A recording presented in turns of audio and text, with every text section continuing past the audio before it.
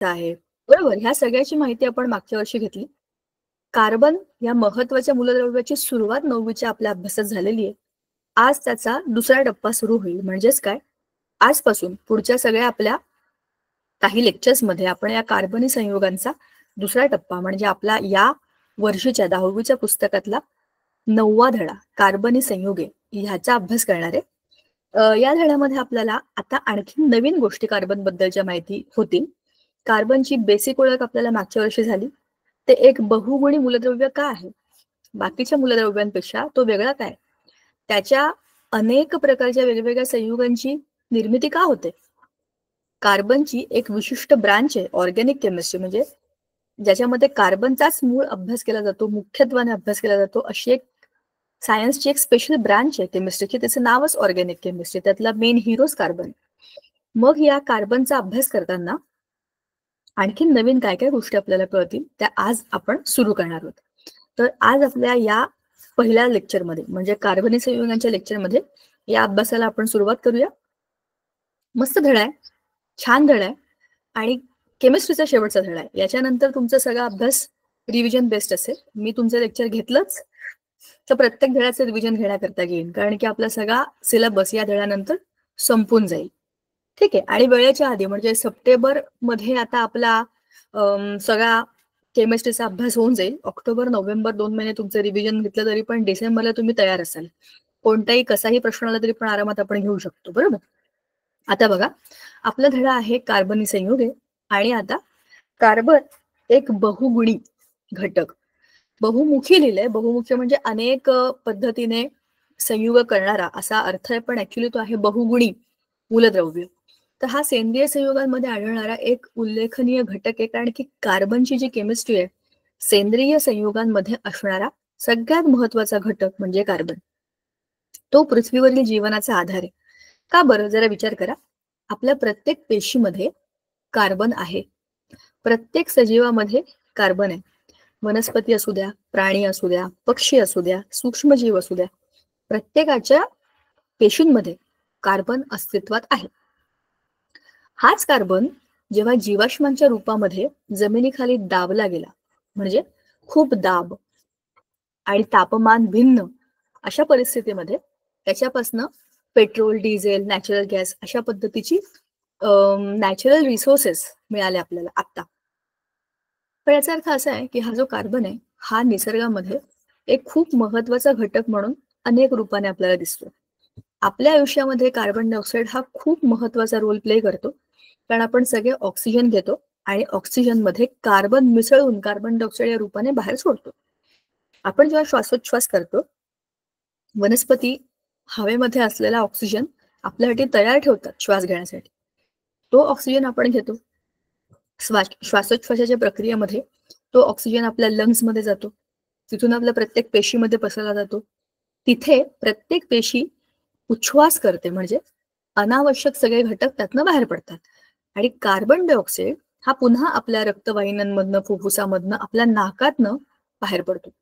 म्हणजेच काय झालं, आपण ऑक्सिजन घेतला, कार्बन डायऑक्साईड बाहेर सोडला. पण आता बाहेर आलेला हा जो कार्बन डायऑक्साईड आहे तो आजूबाजूला असलेल्या वनस्पतींचं अन्न आहे, कारण ह्या कार्बन डायऑक्साईडला घेऊन ते स्वतःचं अन्न बनवतात.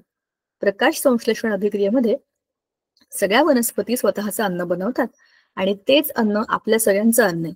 अन्न साखळीची सुरुवातच उत्पादकांमुळे होते आणि उत्पादक कार्बन डायऑक्साईड या महत्वाच्या घटकाचा वापर करून स्वतःचं अन्न बनवतात.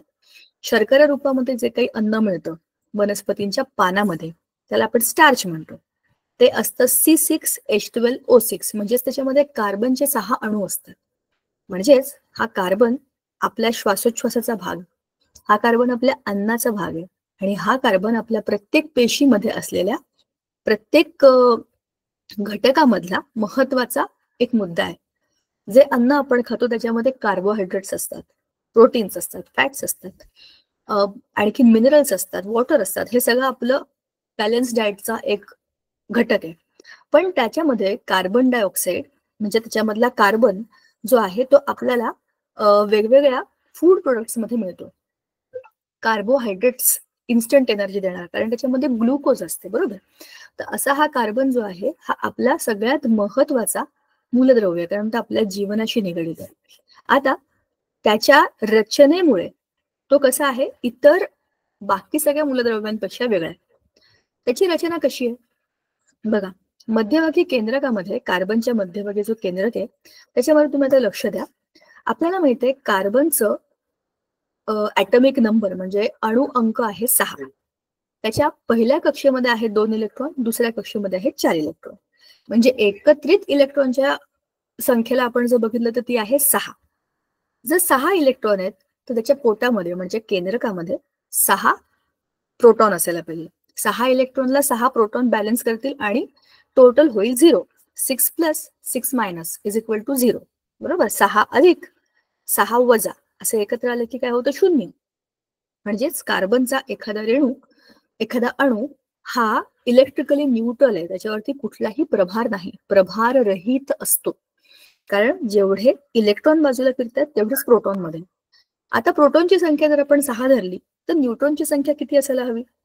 न्यूट्रॉनची संख्या 3 वेगवेगळ्या भागामध्ये सांगता येते. एकतर न्यूट्रॉन 6 असतात किंवा 7 असतात किंवा 8ही असतात. आता हे काय असं असतं, त्याला आपण त्याचे आयसोटोप्स म्हणजे समस्थानिक असं म्हणतो. कार्बनची आणखीन 2 समस्थानिक आहेत, कार्बन 12, कार्बन 13 आणि कार्बन 14. म्हणजेच कार्बन हा एक विशिष्ट महत्वाचा आणि बहुआयामी असा एक मूलद्रव्य आहे. आता कार्बनच्या संयुगांचं वर्गीकरण आपल्याला करायचंय. कार्बन अनेक प्रकारचे संयुग बनवतो आणि व्हरायटी संयुग बनवतो, पण त्याचा आपल्याला 2 मुख्य वर्गामध्ये जर त्याला डिवाइड करायचं असलं, 2 मोठे मोठे गट करायचे असले तर आपण त्याचे 2 मोठे गट करतो, जे आहेत सेंद्रिय संयुग आणि मग आहे असेंद्रिय संयुग. सेंद्रिय या शब्दाचा अर्थ आहे ऑर्गॅनिक कंपाऊंड्स. ऑर्गॅनिक म्हणजे ज्याच्यामध्ये कार्बन आणि हायड्रोजन हे लोक महत्वाचे आहेत. आता तुम्हाला मी उदाहरण सांगते. जर तुम्ही पिक्चर बघत असला तर त्या पिक्चर मध्ये तुम्हाला तो मुन्नाभाई MBBS पिक्चर माहिती आहे का? त्या पिक्चर मध्ये मुख्य हिरो होता तो संजय दत्त आणि त्याच्याबरोबर त्याचा मित्र होता सर्किट. त्याचा आणखी एक पिक्चर आला, त्याच्यामध्ये पण तेच दोघं होते. सांगायचा मुद्दा, हे दोघं जे असतात ते मेन असतात आणि तेच सगळीकडे असतात. सेंद्रिय संयुगांमध्ये कार्बन आणि हायड्रोजन असे हे 2 महत्वाचे लोक आहेत. ते त्याच्या खूप साऱ्या पिक्चर्स मध्ये दिसतील तुम्हाला. म्हणजेच विशिष्ट लोकच त्याच लोकांच्या ग्रुपमध्ये अनेक पद्धतीची संयोग बनवतात आणि ते 2 जण आहेत कार्बन आणि हायड्रोजन. नावातच आहे hydrocarbon. Hydro for hydrogen, carbon for carbon. Hydrogen आणि कार्बन एकत्र येऊन जे बंध बनवतात त्यांना आपण हायड्रोकार्बन म्हणतो आणि सेंद्रिय संयुगांमध्ये सगळे हायड्रोकार्बनच असतात. हे जीवनावश्यक प्रत्येक गोष्टीमध्ये असतात. दुसरे आहेत असेंद्रिय संयुग. थोडक्यात कार्बन असलेल्या सगळ्या संयुगांना आपण हायड्रोकार्बन म्हणू शकतो, पण त्याला अपवाद आहेत. पुस्तकामध्ये आपण त्याची उदाहरणं बघणार आहे. असेंद्रिय संयुग म्हणजे काय? ज्याच्यामध्ये कार्बन नाही. कार्बन सोडून बाकी सगळे जे असतात ते असेंद्रिय संयुगामध्ये असतात. मग बाकीचे सगळे धातू आणि इतर वेगवेगळ्या प्रकारचे रासायनिक बंध निर्माण करणाऱ्या ज्या काही संयुगांना आपण अभ्यासू ती सगळी असेंद्रियमध्ये येते. सहसंयुज बंध. आता सहसंयुज बंध ही एक पॉवर आहे, म्हणजे की अशी शक्ती आहे जी प्रत्येक मूलद्रव्याच्या अणूला एक विशिष्ट काय बरं म्हणतो आपण विशिष्ट पद्धतीने काम करण्याची पॉवर देते. कसं बघा, आपण जरा एक ह्याला अशा पद्धतीने बघूया. मी तुम्हाला चित्र काढून दाखवते जे मला फार सोपं पडतं तुम्हाला एक्सप्लेन करायला. हा बघा, आपण आयनिक संयुगांचा अभ्यास केलाय. आयनिक बंध म्हणजे काय आपल्याला माहिती आहे. काय असतात आयनिक बंध? आयनिक बंधामध्ये एक हा अणू आणि दुसरा एक हा अणू आणि अजून एक अणू. समजा आता मी हे 2 अणू इथे काढले.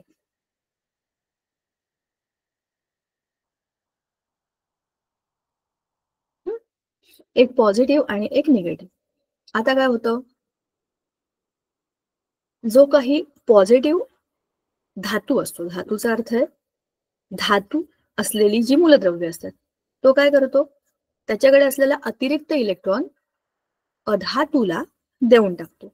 अधातूवरती काय असतो? ऋणप्रभार. धातूवरती असतो धनप्रभार.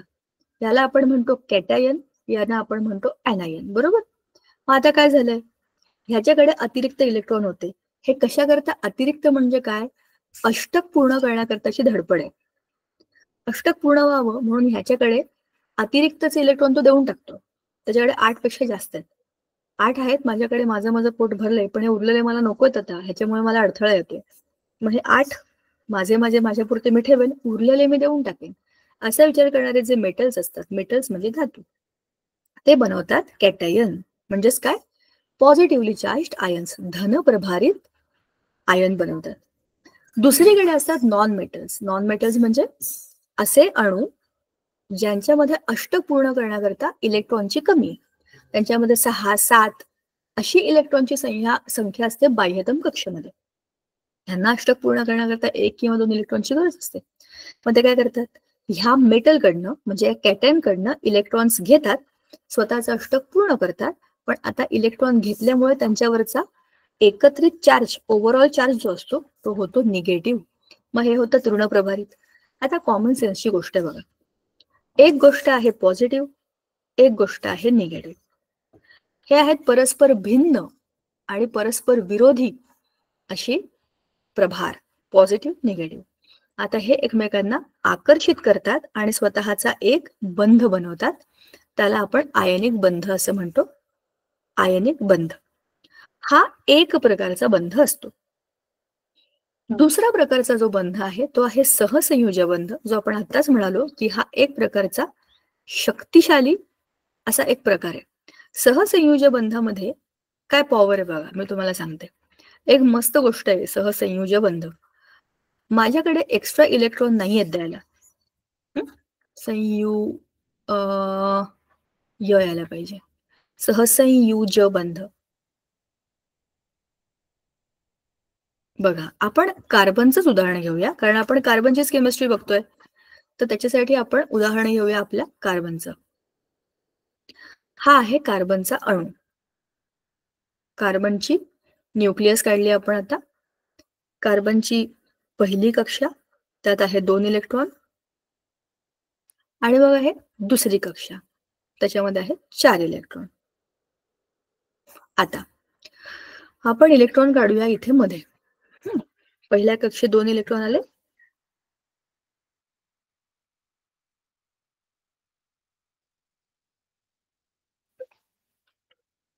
दुसऱ्या कक्षेमध्ये 4 इलेक्ट्रॉन आहेत. कारण आपल्या कार्बनची आपल्या कार्बनची रचना किंवा इलेक्ट्रॉन संरूपण आहे 2, 4. कार्बन 2 आणि 4. मग आता कार्बनचा अणू क्रमांक आहे 6. तो आपण कुठे द्यायचा, खाली. वरती येईल त्याचं वजन म्हणजे ॲटॉमिक मास नंबर, अणूचे वस्तुमानांक असं.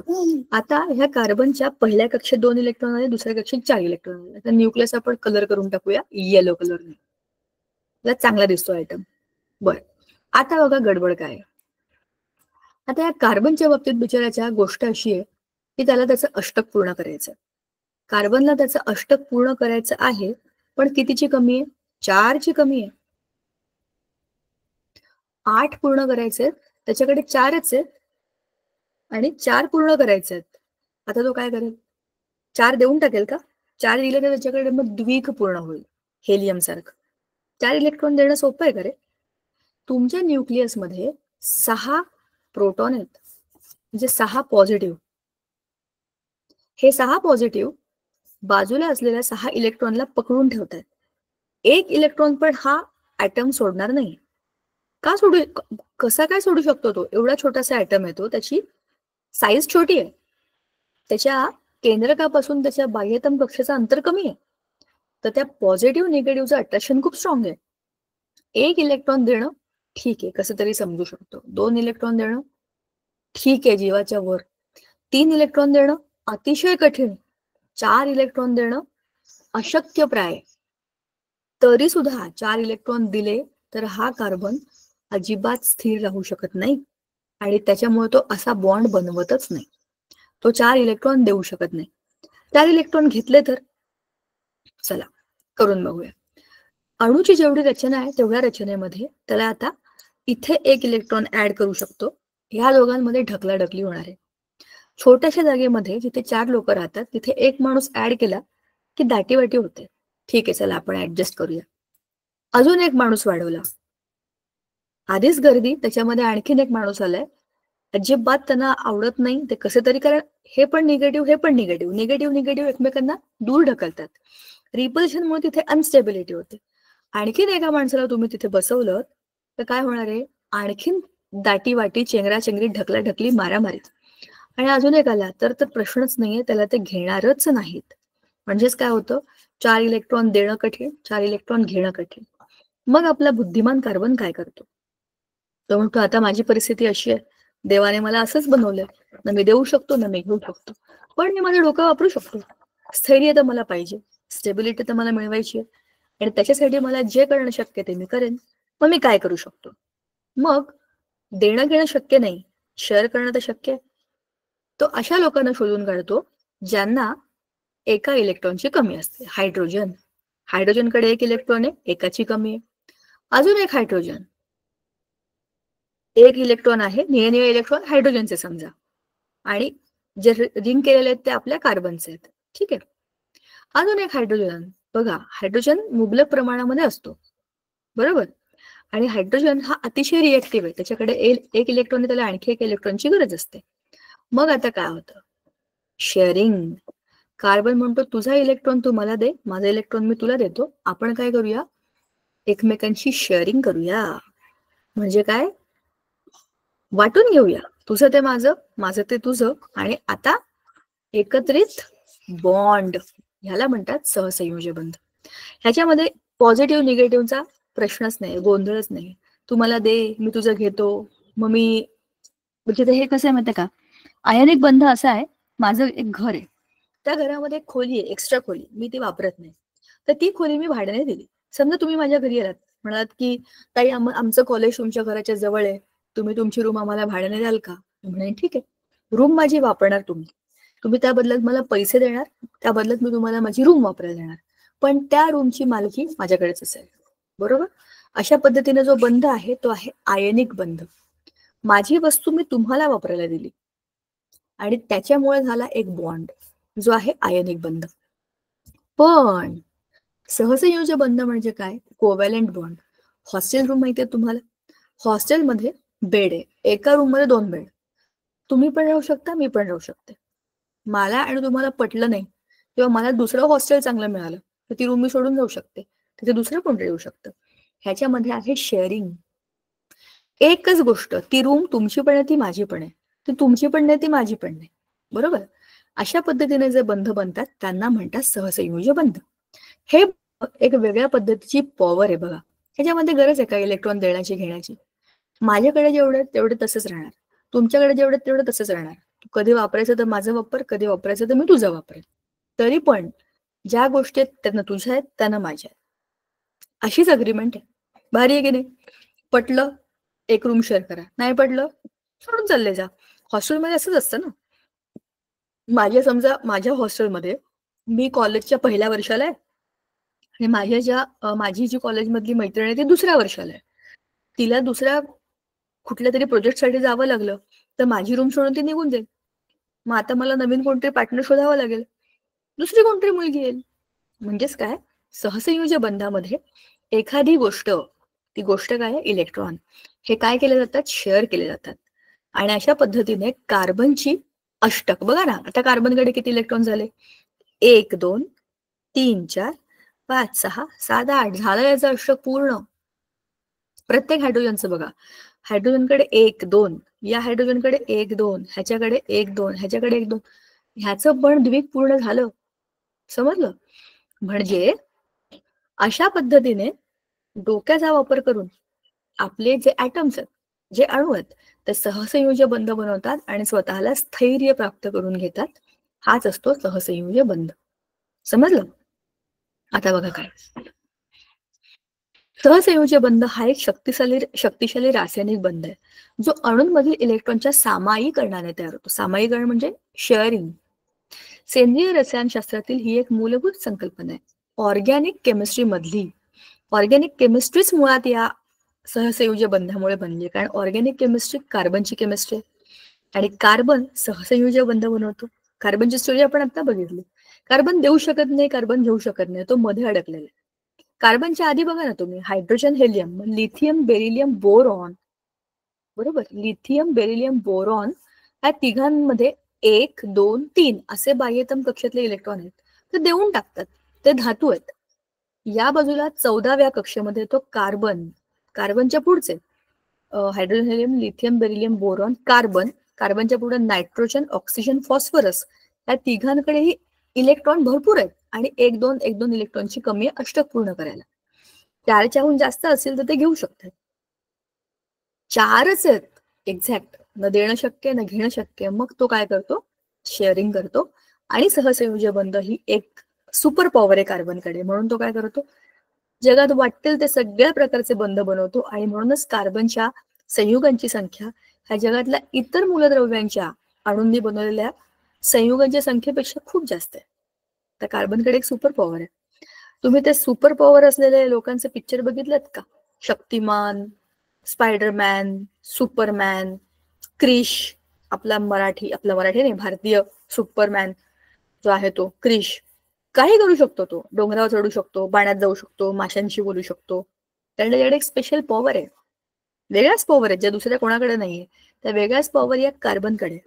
तो स्वतःसारख्या इतर कार्बनशी बॉन्डिंग करू शकतो, तो कार्बन सोडून इतरांशी बॉन्डिंग करू शकतो, तो स्वतःच्या रिंग बनवू शकतो, एका रांगेत लांबच्या लांब रांगा बनवू शकतो, साखळ्या बनवू शकतो, कसंही काहीही करू शकतो.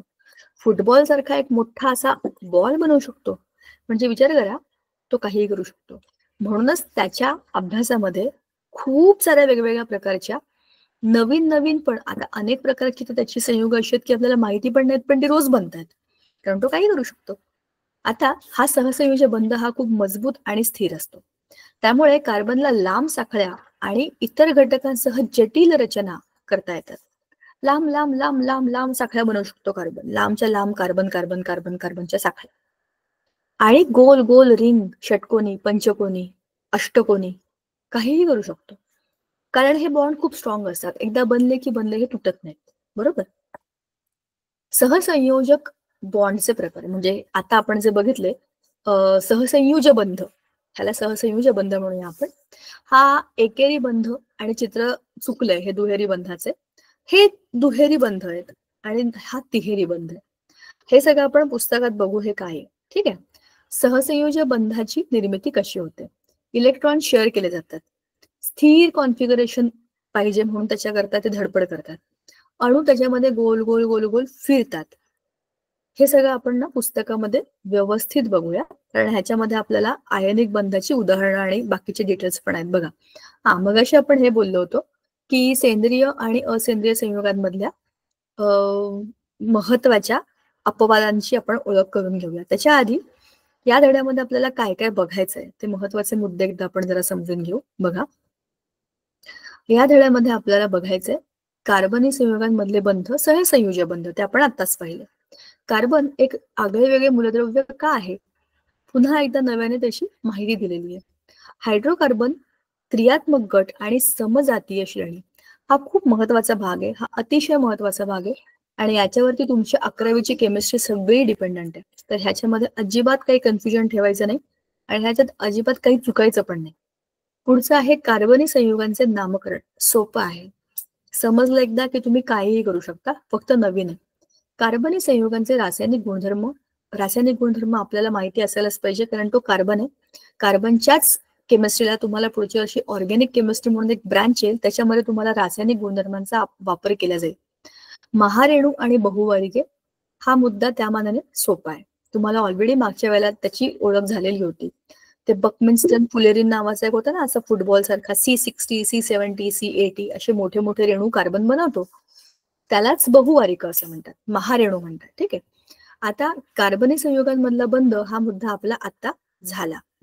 तरी सुद्धा एक गोष्ट ही आपल्याला बघायची होती, ती होती अपवाद, बरोबर. बघा, हे फार महत्वाचं वाक्य आहे. कार्बन हे घटक मूलद्रव्य असलेल्या सर्व संयुगांना आपण कार्बनी संयुगे असे म्हणतो, मात्र त्याला अपवाद कोण कोण आहे, कार्बन डायऑक्साईड, कार्बन मोनॉक्साईड, कार्बाइडचे क्षार, कार्बोनेटचे क्षार आणि बायकार्बोनेटचे क्षार. थोडक्यात कार्बनने बनवलेले क्षार आणि कार्बन डायऑक्साईड, कार्बन मोनॉक्साईड हे कोण आहेत त्यातले अपवाद आहेत. आणि सेंद्रिय संयुगे पूर्वी फक्त निसर्गामध्ये बनतात असं लोकांना वाटत होतं, पण तसं ते नाहीये. आपण त्यांना लॅबमध्ये पण बनवू शकतो. युरिया नावाचं एक सेंद्रिय संयुग लॅबमध्ये बनवलं होतं. युरिया जे शेतामध्ये टाकतात ना, त्याची निर्मिती जेव्हा प्रयोगशाळेत झाली तेव्हा कळलं की आपण सेंद्रिय संयुगांना लॅबमध्ये पण बनवू शकतो. ठीक आहे. आता कार्बनी संयुगांमधला बंध हा मुद्दा जरा बघा. ठीक आहे. कार्बनी संयुगांमधला बंध. मागील प्रकरणामध्ये आयनिक संयुग म्हणजे काय आपण बघितलं होतं. मी तुम्हाला आता चित्र काढून ते दाखवलं. आयनिक संयुगांचे द्रवणांक आणि उत्कलनांक हे उच्च असतात आणि वितळलेल्या आणि द्रावण स्थितीत आयनिक संयुगे ही विद्युत वाहक म्हणून काम करतात. आता हा महत्वाचा मुद्दा आहे. आपण आयनिक संयुगाचं उदाहरण बघतो NaCl म्हणजे मीठ. त्याच्यामध्ये Na+ आणि Cl- असे दोघ जण असतात, बरोबर. Na+Cl- हे जेव्हा आपण पाण्यामध्ये टाकतो, म्हणजेच काय, मीठ आपण जेव्हा पाण्यात टाकतो तेव्हा काय होतं, मीठ ते पूर्णपणे पाण्यामध्ये विरघळतं आणि त्याच्यापासून त्याचे Na आणि Cl- हे वेगवेगळे होतात. म्हणजेच काय होतं, त्याचे आयन्स वेगवेगळे डिसोसिएट होतात आणि त्याच्यामुळे विद्युत प्रवाह सुरू होतो. मिठाच्या पाण्याला तुम्ही जर इलेक्ट्रोड्स लावले तर त्याच्यामधनं इलेक्ट्रिसिटी फ्लो होते, कारण त्याच्यामध्ये फिरणारे आयन्स आहेत, कॅटायन्स आणि आयन्स आहेत. आणि तसंच ते तुम्ही त्यांना द्रावण अवस्थेत म्हणजे मीठ वितळवलं आणि त्याच्यामध्ये रॉड टाकले तरी पण त्याच्यामध्ये इलेक्ट्रिसिटी जाईल. आयनिक संयुगांचे हे गुणधर्म त्यांच्या आयनिक बंधांच्या आधारे आपण बघितले होते की ते का बरं असं करतात. काही कार्बनी संयुगांचे उत्कलनांक आणि द्रावणांक दिलेले आहेत. आता तुम्ही विचार करा की हे काय झालंय. बघा, आपल्याला इथे कार्बनची संयुगे दिलेली आहेत 4: मिथेन, इथेनॉल, क्लोरोफॉर्म आणि ऍसिटिक ऍसिड. द्रवणांक म्हणजे जे तापमान त्याला ते द्रवावस्थेमध्ये जातं. स्थायूमधून द्रवावस्थेत जाणाऱ्या तापमानाला आपण द्रवणांक म्हणतो. मिथेन हे कार्बनचं पहिलं सोपं संयुग आहे. मिथेनचा द्रवणांक आहे -183 डिग्री सेल्सिअस आणि उत्कलनांक आहे -162 डिग्री सेल्सिअस. आता वजा म्हणजे खूप कमी तापमानाला तो लिक्विड फॉर्म मध्ये असतो. म्हणजे विचार करा, त्याला घट्ट करण्याकरता आणखीन किती वजा वजा वजा वजा म्हणजे किती थंड तापमानात आपल्याला जावं लागेल. म्हणजेच मिथेन हा ह्या रूम टेम्परेचरला, आपल्या रेग्युलर टेम्परेचरला वायू अवस्थेमध्ये जर त्याचा द्रवणांकच 183 डिग्रीला आहे तर तो 0 डिग्रीला तर असाही वायू रूपामध्येच असणार आहे, बरोबर की नाही. म्हणजेच मिथेन हा वायू आहे. ह्याच्यातनं आपल्याला काय गोष्ट कळली की कार्बनी संयुगांचे उत्कलनांक आणि त्यांचे द्रवणांक हे खूप कमी असतात आयनिक संयुगांपेक्षा, बरोबर.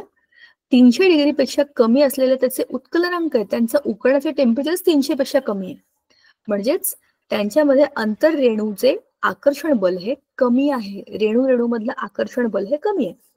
आयनिक बंध असलेल्या अनेक संयुगांमध्ये आपण बघितले की स्फटिक रचना असते. ह्याच्यामध्ये अशी स्फटिक रचना काही नाहीये. आंतररेणूमधलं आकर्षण कमी आहे म्हणून त्याचा द्रवणांक उत्कलनांक फार कमी आहे, बरोबर. आता मागच्या इयत्तेमध्ये तुम्ही विविध द्रावणांचा विद्युत वाहकतेचे परीक्षण केले तेव्हा ग्लुकोज आणि युरिया या कार्बनी संयुगांना विद्युत वाहकता नाही हे दिसले. म्हणजेच काय, ग्लुकोज आणि युरिया ह्या 2 कार्बनी संयुगांनी विद्युत प्रवाह वाहून नेला नाही. सर्वसाधारणपणे बरीच कार्बनी संयुग विद्युतची दुर्वाहक असल्याचे दिसून येते. यावरून हे लक्षात येते की बहुतांश कार्बनी संयुगांच्या संरचनेमध्ये आयनिक बंधाचा अभाव आहे. याचा अर्थ असा होतो की कार्बनी संयुगांमधील आयनिक नाही, रासायनिक बंधांमुळे आयनांची निर्मिती होत नाही. म्हणजेच काय, आता आपल्याला हे बघायचं की कार्बनी संयुगांमध्ये रासायनिक बंधांमुळे आयनांची निर्मिती होत नाही, ते एकमेकांना सहसंयोजक बंधाने अडकलेले आहेत. त्याच्यामध्ये पॉझिटिव्ह निगेटिव्ह नाहीच आहेत. तुम्ही त्यांना द्रव अवस्थेमध्ये आणा किंवा त्यांना पाण्यात टाका पण ते डिसोसिएट होणारच नाहीत. त्यांच्यामध्ये पॉझिटिव्ह निगेटिव्ह असे प्रकार येणारच नाहीत. म्हणजेच काय होणार आहे, त्यांना तुम्ही विद्युत प्रवाहाकरता वापरू शकत नाही. ठीक आहे. आता पुढचा मुद्दा. आता आपल्याला हे बघायचंय ही मूलद्रव्यांचे इलेक्ट्रॉन संरूपण आणि संयोजन यातला सहसंबंध आपण बघितला. कार्बन 6, 2, 4 हे त्याचे इलेक्ट्रॉन संरूपण आहे. त्यातल्या इलेक्ट्रॉनची संख्या बाह्यतम कवचातली 4 आहे. त्याचा सर्वात नजीकचा राजवायू आहे 2 आणि दुसरा आहे 8. मगाशी मी तुम्हाला जे सगळं सांगितलं त्या सगळ्याचं इथे तेच दिलंय बघा.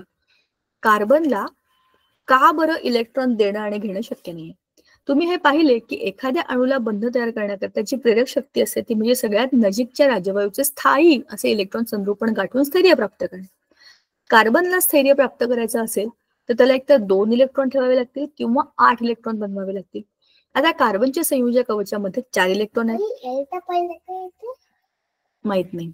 राजवायू संरूपण गाठण्याकरता कार्बनसाठी अनेक पर्यायी मार्ग असू शकतात. त्याला काय करावं लागेल आता? संयोजक कवचातील एकामागून एक असे 4ही इलेक्ट्रॉन गमावून हेलियम या राजवायूचं तो संरूपण गाठू शकतो. या पद्धतीमध्ये इलेक्ट्रॉन गमावताना अणूवरील निव्वळ धनप्रभार वाढतो. म्हणजे बघा, पोटामध्ये आहेत +6. आता मी एकदम ना बाह्यतम कक्षा काढते, मधली 2ची काढत नाहीये. त्याने 1, 2, 3, 4 अशा 4 इलेक्ट्रॉन पैकी 1 इलेक्ट्रॉन जर दिला तर काय होईल? मधला प्रभार पॉझिटिव्ह प्रभार जो आहे तेवढा तसाच राहणार आहे, धनप्रभार. 1 इलेक्ट्रॉन कमी होईल म्हणजे निव्वळ धनप्रभार वाढत गेला. कळलं का? आणखीन 1 इलेक्ट्रॉन दिला, निगेटिव्ह चार्ज कमी झाला पण आतला पॉझिटिव्ह चार्ज आहे तेवढाच आहे.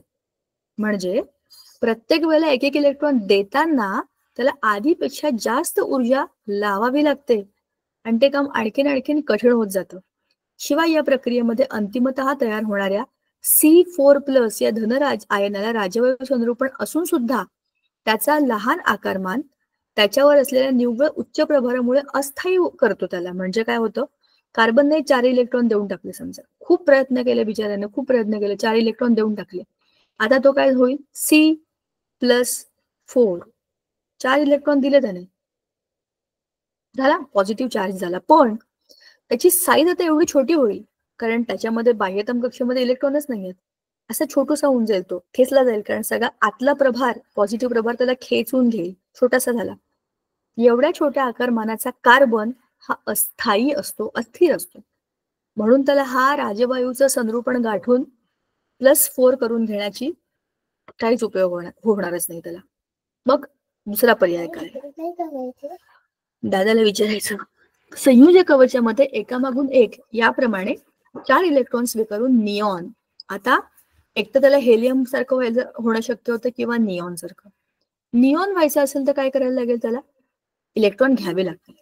या पद्धतीमध्ये प्रत्येक नवा इलेक्ट्रॉन स्वीकारताना कार्बन अणूवरील निव्वळ ऋणप्रभार वाढत जातो. आता दुसऱ्या याच्यामध्ये काय? असं करते मी, मगासारखं काढते. मध्ये याच्या आहे +6 बरोबर. आणि पुन्हा एकदा मी एकदम बाह्यतम कक्षा काढते बरं का. मी मधले जे 2 इलेक्ट्रॉन आहेत ती कक्षा काढत नाहीये आता, के शेल काढतच नाहीये. आता 1 इलेक्ट्रॉन आहे, 2 इलेक्ट्रॉन आहे, 3 आहेत आणि 4 आहेत बरोबर. हे ह्याचे इलेक्ट्रॉन आहेत. समजा 8 बनवायचे निऑन सारखे, त्याने दुसरा एक कुठला तरी एक इलेक्ट्रॉन आणला. आता काय होईल? याच्यामुळे काय होईल? त्याचा निव्वळ ऋणप्रभार वाढेल. मध्ये पॉझिटिव्ह आहेत तेवढेच आहेत, 1 इलेक्ट्रॉन वाढला म्हणजे 1 वजाचा चार्ज पण वाढला. आता अजून 1 इलेक्ट्रॉन आणला बरं. आता काय होईल? अजून 1 वजाचा चार्ज वाढेल. असं करत करत करत करत प्रत्येक इलेक्ट्रॉन स्वीकारताना वाढीव प्रतिकर्षण बलावर मात करावी लागेल. प्रतिकर्षण म्हणजे परस्परांना दूर ढकलणारे बल. हा पण एक इलेक्ट्रॉन आहे, इथे पण इलेक्ट्रॉन आहे, इथे सुद्धा इलेक्ट्रॉन आहे आणि हे सगळे निगेटिव्ह आहेत. 2 निगेटिव्ह एकत्र आले की ते एकमेकांना दूर ढकलतात बरोबर. हे आहे प्रतिकर्षण बल. म्हणजेच काय? ऑलरेडी 4 लोक आहेत, तर आणखीन तुम्ही फिट करताय 4, ते एकमेकांना दूर ढकलून ढकलून ढकलून ढकलून अंतिमतः तयार होणारा C-4 हा ऋण आयन राजवायू संरूपण असून सुद्धा अस्थायी. कारण काय? जेवढी शेल आहे, जेवढी कक्षा आहे त्याच्यामध्ये जितकी शक्यता आहे तितकीच इलेक्ट्रॉन तुम्ही टाकू शकता. तुम्ही त्याच्यामध्ये त्यांना कोंबत राहिलात तर काय होतं, ते अस्थायी होतं, अस्थिर होतं आणि केंद्रकावरील +6 या धनप्रभारासाठी भोवतालच्या 10 इलेक्ट्रॉनांना धरून ठेवणं अवघड होऊन जातं. म्हणजेच एक तर लहान आकार, त्याच्यामध्ये इलेक्ट्रॉन आलेत, सगळ्यांचं एकमेकांना ढकलणं सुरू आहे. त्याच्यामुळे काय होतं, राजवायूचं संरूपण गाठणं जाऊच द्या, आहे तोच इलेक्ट्रॉन त्याचा आहे ती स्थिती त्याची अजिबात स्थिर राहत नाही आणि म्हणून हा बिचारा कार्बन 4 इलेक्ट्रॉन घेऊ पण शकत नाही. त्याला निऑन सारखं होणंही शक्य नाही, त्याला हेलियम सारखंही होणं शक्य नाही. मग जसं आपण आता म्हणालो की तो त्याच्या डोक्याचा वापर करतो. संयोजक कवचातील 4 इलेक्ट्रॉनचे इतर अणूंच्या 4 संयोजक इलेक्ट्रॉन बरोबर संधान म्हणजे शेअरिंग करून निऑनचे संरूपण गाठणे ही सगळ्यात बेस्ट मेथड. 8 करायला पाहिजे, कारण की त्याच्या न्यूक्लियसमध्ये 6 प्रोटॉन आहेत, बरोबर. 2 वर जाणं त्याच्याकरता सोपं नाहीये. 6 इलेक्ट्रॉन आहेत, 2 इलेक्ट्रॉन वरचे वाढले तर त्याच्याकरता काम सोपं होईल.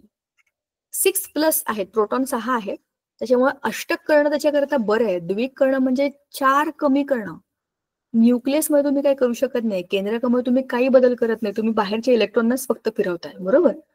म्हणजे शेअरिंग करून तो जसा आहे तसाच राहून स्वतःच्या केंद्रकामध्ये किंवा रचनेमध्ये कुठलाही बदल न करता पण तो निऑनचे संरूपण गाठू शकतो, बरोबर. या पद्धतीमध्ये 2 अणू एकमेकांबरोबर संयोजक इलेक्ट्रॉनचे संधान करतात आणि दोनही अणूंच्या संयोजक कवचांचे परस्पर व्यापन होऊन त्यामधील कवचांचे संधान झालेले इलेक्ट्रॉन समावतात. त्यामुळे प्रत्येक अणू राजवायू संरूपण गाठतो आणि कोणत्याच अणूवर निव्वळ विद्युत प्रभाव निर्माण होत नाही. म्हणजेच काय, अणू विद्युतदृष्ट्या उदासीन राहतात आणि या सर्व बाबींमुळे अणू स्थायित्व प्राप्त करतात. जैसा है वैसा है, जहा है वहां रहेंगे, लेकिन खुद को बदल देंगे. बघा असं असतं माहितीये का. बघा मी तुम्हाला मस्त उदाहरण देते, मला फार आवडलं, आता सुचलं बघा. गावात राहणाऱ्या प्रत्येक माणसाला असं वाटतं की आपण शहरात जाऊन राहावं. तिथे खूप चांगल्या सुविधा आहेत, तिथे खूप चांगलं शिक्षण आहे, तिथे सगळ्या गरजेच्या गोष्टी खूप इझिली मिळतात. गावामध्ये रोजगाराचे काही ऑप्शन नाही आहेत, चांगलं शिक्षण नाहीये, शाळा चांगल्या नाहीयेत. तब्येतीसाठी आम्हाला म्हणजे तब्येत खराब झाली तर आम्हाला शहरात जावं लागतं, इथे काही गोष्टी नाहीयेत. पण हे कधी वाटतं, गावात राहणाऱ्या माणसाला कधी वाटतं, जेव्हा तो गावात राहतो तेव्हा. जेव्हा तो तिथून उठून शहरात जातो ना, तेव्हा त्याला समजतं की शहरामधलं जे लांबून वाटत होतं ना, दुरून डोंगर साजरे, हा ते तसंच होतं. ह्याच्यापेक्षा आपलं गावच बरं होतं. प्रदूषण नाही, लोक चांगली असतात, सगळे एकमेकांना ओळखतात, सोपं आयुष्य असतं. गरज पडली तर मदत करणारे लोक, धावून येणारे लोक आपल्या माहितीतले असतात. शहरामध्ये शिक्षण चांगलंय, फार महाग आहे. रस्ते चांगले आहेत, खड्डे पडलेले आहेत, तरी काही करू शकत नाही, तुम्हाला टॅक्स तर भरावाच लागतो. हॉस्पिटल चांगले आहेत, अमुक धमुक चांगले, तुम्हाला काय माहिती किती चांगले आहेत. तुम्ही राहता शहरामध्ये, त्याच्या आजूबाजूला कमीत कमी 10 दवाखाने असतात. कुठला डॉक्टर किती पैसे घेऊन तुम्हाला किती चांगला तब्येत तुमची सुधारू शकतो हे तुम्हाला काय माहितीये. म्हणजेच अस्थिरता. ह्याच्यापेक्षा गावामध्ये एक डॉक्टर असतो जो फॅमिली डॉक्टर असतो, आपल्या सगळ्या फॅमिलीला ओळखतो. तुझ्या आजोबांना हे झालं होतं ना, तुला हे होऊ शकतं, तू ही औषधं घे, हे सांगणं, हक्काने सांगणं, हे ते करू शकतात कारण ते आपल्याला ओळखतात. मग आता तुम्ही मला विचार करून सांगा की आहे तिथे राहून माझ्या गावामध्ये काय गोष्टी नाही आहेत. ठीक आहे, ह्या गोष्टी हे माझे चॅलेंजेस आहेत, मग मी ह्या सगळ्यावर काम करू शकतो, याच्यातल्या कोणत्या तरी एका समस्येवर काम करू शकतो, त्यातनं मला रोजगार मिळू शकतो, मी 4 लोकांना रोजगार देऊ शकतो. असा विचार केला तर आपण कार्बन सारखे ठरणार नाही का. बघा, बाकीच्यांसारखं करणं किंवा चांगली संधी मिळते त्याचं सोनं करणं, चांगला जॉब मिळाला तर तुम्ही जाऊ नका असं कोण म्हणणार आहे, प्रश्नच नाही. पण तिथे गेल्यानंतरच्या ज्या समस्या आहेत त्याच्यामुळे तुम्हाला असं वाटणार नाही का की माझं गावात छान होतं. तुम्ही कोणालाही विचारा, जे लोक आपलं गाव सोडून गेलेत, शहरामध्ये जाऊन स्थायिक झालेत, बिल्डिंग मध्ये फ्लॅट मध्ये राहतायत, त्यांना तुम्ही विचारा की तुम्ही तुमचं गाव मिस करता का. असा एकही माणूस तुम्हाला सांगणार नाही जो म्हणेल की गाव घाण होतं आणि शहर खूप छान आहे. तिथे असलेले वेगळे प्रॉब्लेम्स ते बघून लोक म्हणतात शहरात नको, आता आम्ही परत गावात जातो राहायला. चांगलं शिक्षण तुम्ही घेतलंय, चांगल्या संधी तुमच्याकडे आहेत, तर तुम्ही त्या गोष्टी तुमच्याकडे निर्माण करू शकता, जसं कार्बन निर्माण करतो. तो रडत नाही बसला, मी देऊ पण शकत नाही, मी घेऊ पण शकत नाही, त्याला जर स्थैर्य हवंय. तुमच्या आजूबाजूला असे लोक असतील बघा, जे प्रॉब्लेम आहेत त्याचे त्यांनी चॅलेंज म्हणून स्वीकार केला आणि त्याच्यावरती नवीन नवीन नवीन प्रयोग करून स्वतःचं काहीतरी सुरू केलं. असे लोक कार्बन असतात. विचार करून बघा, आपण करू शकतो का असं? आपण जिथे राहतो तिथे काही ना काही समस्या असतातच. समस्यांशिवाय आपलं काही आयुष्य पूर्ण होत नाही. पण त्या समस्या आपल्यासाठी एक अपॉर्च्युनिटी आहे विचार करण्याची, की मी काय करू शकतो. म्हणजेच आपण जिथे आहोत तिथे राहून जशी परिस्थिती आहे तशा परिस्थितीमध्ये सुद्धा नवीन बॉन्ड बनवणं कार्बनकडून शिकण्यासारखं आहे. म्हणजेच आहे तिथे स्थैर्य प्राप्त करायचं आणि आपल्यामुळे आणखीन 4 लोकांना स्थैर्य द्यायचं. आता कार्बनने ज्यांच्या बरोबर बॉन्ड केला त्या सगळ्यांचं द्विक किंवा अष्टक पूर्ण झालं, बरोबर. ते पण सुखी झाले, तो पण सुखी झाले. कार्बन गेला का कुठे दुसरीकडे? नाही गेला. कार्बनची म्हणूनच तर सगळ्या जगात खूप वेगवेगळ्या बिझनेसेसमध्ये ब्रांचेस आहेत. असं काहीच नाही जिकडे कार्बन नाही. तुम्ही म्हणाल, उदाहरण सांगते तुम्हाला मी, एक गोष्ट सांगते, छोटीशी गोष्ट आहे बघा. ह्याच्यासाठी ना मी आता हे थांबवणार आहे, हे चित्र दाखवून. मस्त गोष्ट आहे, मला फार आवडते ती. 2 अणूंमध्ये 2 संयोजक इलेक्ट्रॉनच्या संधानाने जे रासायनिक बंध तयार होतात त्याला सहसंयोजक बंध म्हणतात. सहसंयोजक बंधाचे रेखाटन स्पष्टपणे करण्याकरता इलेक्ट्रॉन ठिपक संरचना करतात. बघा, इलेक्ट्रॉन ठिपक्याने दाखवणं म्हणजेच इलेक्ट्रॉन ठिपक संरचना, आणि रेषेने दाखवलं म्हणजे काय, रेषा संरचना. एकेरी बंध असेल, हा एकेरी बंध, त्याच्यामध्ये 2 इलेक्ट्रॉन असतात, एक हा आणि एक हा. 2 इलेक्ट्रॉन दाखवण्याकरता एक रेष दाखवतात. उदाहरण बघा, हायड्रोजन आणि हायड्रोजन हे 2 अणू आहेत. प्रत्येक हायड्रोजन मध्ये एक इलेक्ट्रॉन आहे. हा याचा इलेक्ट्रॉन, हा याचा इलेक्ट्रॉन.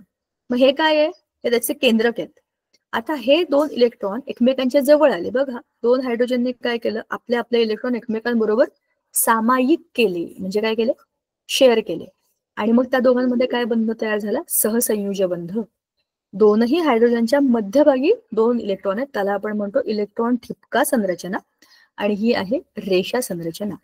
आता समजा ह्या एकेरी बंधामध्ये 2 इलेक्ट्रॉन आहेत, तर दुहेरी बंध काढला तर 2 इलेक्ट्रॉन. बघा, ऑक्सिजन, ऑक्सिजन मध्ये या ऑक्सिजनचा हा इलेक्ट्रॉन, या ऑक्सिजनचा हा इलेक्ट्रॉन, पण हा उरलेला दुसरा, हा उरलेला दुसरा. ऑक्सिजनच्या बाह्यतम कक्षेमध्ये 6 इलेक्ट्रॉन असतात. 1 2 3 4 5 6, 1 2 3 4 5 6. मग हे 2 आणि हे 2 तर ऑलरेडी पेअर मध्ये आहेत, जोड्या आहेत. एकटे एकटे कोण आहेत, हे. ह्या दोघांची जरी जोडी झाली तरी सुद्धा 2 इलेक्ट्रॉन कमी पडतात ना. मग ऑक्सिजन काय करतो, ह्या इलेक्ट्रॉनला याच्याबरोबर जोडतो, या इलेक्ट्रॉनला याच्याबरोबर जोडतो. म्हणजे काय झालं, अष्टक तयार झालं. 1 2 3 4 5 6 7 8, ह्याचे 8 पूर्ण झाले, ह्याचे हे 4 5 6 7 8, ह्याचे 8 पूर्ण झाले. आता इलेक्ट्रॉन डॉट स्ट्रक्चर मध्ये आपण कसं दाखवले, दुहेरी बंध, 2 इलेक्ट्रॉन 2 ठिपके, आणि रेषा संरचनेमध्ये 2 रेषा, म्हणजे एका रेषेत 2 इलेक्ट्रॉन, म्हणजे एक इलेक्ट्रॉन इथे, एक इलेक्ट्रॉन इथे. असंच खालच्या रेषेमध्ये 2 इलेक्ट्रॉन झालं. आता तिहेरी बंधामध्ये सेम 3 बॉन्ड, म्हणजे 3 बंध, आणि प्रत्येक बंधामध्ये 2 2 2 इलेक्ट्रॉन, बरोबर. म्हणजे हा एक बंध, हा दुसरा बंध, आणि हा तिसरा बंध, बरोबर. 2 नायट्रोजनचे अणू जेव्हा परस्परांशी बंध बनवतात तेव्हा ते काय करतात, तिहेरी बंध, म्हणजे काय करतात, 1 2 3, 3 बंध, आणि त्याच्यामध्ये 1 2 3 म्हणजे 6 इलेक्ट्रॉन शेअर करतात, सामायिक करतात, बरोबर. अशा पद्धतीने जे बनतात ते एकेरी दुहेरी तिहेरी बंध, जे आपण मगाशी पीपीटी मध्ये बघितलं ते इथे योग्य पद्धतीने तशी चित्र आहेत. आता कार्बन बघा, कार्बन मध्यभागी आहे आणि आजूबाजूला 4 हायड्रोजन आहे. हेच चित्र मी तुम्हाला मगाशी आपल्या या पेंटच्या चित्रात दाखवलं होतं, हे तेच आहे, मिथेन, बरोबर. म्हणजेच कार्बनचे 4 हायड्रोजन बरोबर तयार झालेले बंध म्हणजेच काय, मिथेन रेणूची रचना. आता ही त्याची आहे इलेक्ट्रॉन ठिपका, आणि ही आहे रेषा रचना. हे परीक्षेमध्ये येतं, हे चित्र काढायला येतं, म्हणजे ही आकृती जे काही आहे ते, ठीक आहे. आता कार्बन एक बहुगुणी मूलद्रव्य आपण पुढच्या वेळेला करू. आता मी तुम्हाला एक गोष्ट सांगणार आहे. गोष्ट आहे एका वर्गातली, 10वीचा वर्ग, जसा आपला वर्ग आहे. आपल्या वर्गामध्ये आपण खूप सारे मित्र मैत्रिणी, आपला एक 30 40 50 जणांचा काहीतरी एक पट आहे. एका शाळेमध्ये अशीच 10वीची एक बॅच होती.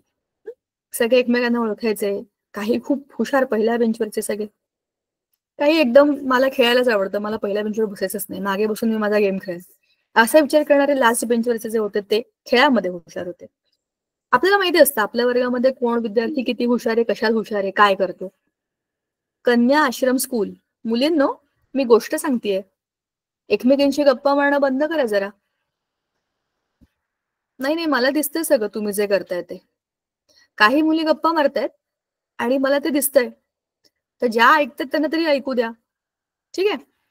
तर आता अशा त्या मुलांचा जो वर्ग होता, त्या सगळ्यांनी त्यांचं शाळेतलं शिक्षण पूर्ण केलं. कॉलेजला गेले, कुठे कुठे गेले.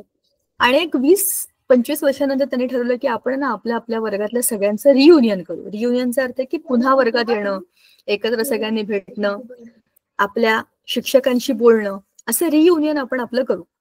आणि 20-25 वर्षानंतर सगळे परत आले. सगळे एकदम बदललेले होते. 2 वेळा घातलेल्या मुली एकदम अशा कुठेतरी जॉबमध्ये, कुठेतरी कंपनीमध्ये काहीतरी करणाऱ्या मोठ्या आणि शहाण्या अशा झाल्या होत्या. मुलं जी एकदम अशी खेळाडू वगैरे अशी होती, ते काही काही मुलांचे केस उडालेले होते, काही काही जाडे झालेले होते, कोणाची पोटं सुटलेली होती, काही काही वर्गामध्ये एकदम बारीक होते, ते एकदम छान हेल्दी दिसत होते. तसे खूप बदल त्यांच्यामध्ये झाले होते. 20-25 वर्षात आयुष्य किती बदलतं.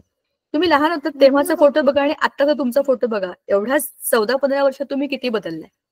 आणखीन पुढच्या एक 15-20 वर्षामध्ये तुमचा आत्ताचा फोटो आणि तेव्हाचा फोटो तुम्ही बघाल, तुम्ही हसाल, "शी, मी 9वी-10वीत कसा दिसायचो, मी कशी दिसायचे." असं त्यांच्याही आयुष्यात ते झालं. आणि ते सगळे एकमेकांशी बोलत होते, गप्पा मारत होते. त्यांच्या वर्गातले जे सगळ्यात हुशार लोक होते, टॉपर, कोण डॉक्टर होतं, कोणी इंजिनियर होतं, कोणी परदेशात जाऊन मोठ्या कंपनीमध्ये खूप सॅलरी कमवणारं होतं, एकदम मस्त चाललं होतं त्यांचं. जे स्पोर्ट्सवाले होते त्यांचं त्यांचं काही काही मस्त चाललं होतं. त्या वर्गामध्ये एक मुलगा असा होता ज्याला कोणी वर्गामध्ये फारसा भाव कधी दिला नाही. तसा एव्हरेज होता, म्हणजे असा मध्यम होता. त्याला त्याच्या मित्रांनी विचारलं की तू काय करतस? काही नाही, चाललंय माझं बरेच काही काही उद्योग सुरू आहेत. त्याने या वर्गामध्ये शाळेमध्ये असं काही वेगळं विशेष केलंच नव्हतं की कोणाला वाटेल की ह्याला विचारावं. पण नंतर जेव्हा एक एक एक एक गोष्टी समजायला लागल्या तेव्हा समजलं की त्याचे बिझनेस प्रत्येक ठिकाणी आहेत. म्हणजे जे डॉक्टर्स आहेत त्यांच्याकडे असलेल्या गोळ्या औषधांच्या पासून त्याचा बिझनेस, जे इंजिनियर आहेत त्यांच्याकडे मॅन्युफॅक्चरिंग करणाऱ्या कंपन्यांच्या येणाऱ्या मॅन्युफॅक्चरिंग युनिटमध्ये पण त्याचा बिझनेस, जे शेती करतायत त्यांच्या शेती प्रोडक्ट्समध्ये पण त्याचा बिझनेस, जे असंच सर्व्हिस करतायत त्यांच्या ऑफिसेसमध्ये पण ह्याचा बिझनेस. अशी एकही गोष्ट नव्हती जगामध्ये त्याच्यात तो नव्हता. म्हणजेच तो सुरुवातीला खूप एव्हरेज वाटला, पण त्याने स्वतःच्या एवढ्या ठिकाणी एवढ्या ब्रांचेस सुरू केल्या की ह्या सगळ्यांमधला तो खूप सामान्य वाटणारा, खूप असामान्य काम करत होता. आणि तो त्या वर्गातला एकदम वेगळा, विशेष, ठळक दिसणारा असा एक विद्यार्थी झाला, जो आपल्या पिरियोडिक टेबल मधला कार्बन आहे. पिरियोडिक टेबलमध्ये म्हणजे आवर्त सारणीमध्ये 118 इलेक्ट्रॉन एलिमेंट आहेत, म्हणजे काय आहेत, मूलद्रव्य आहेत.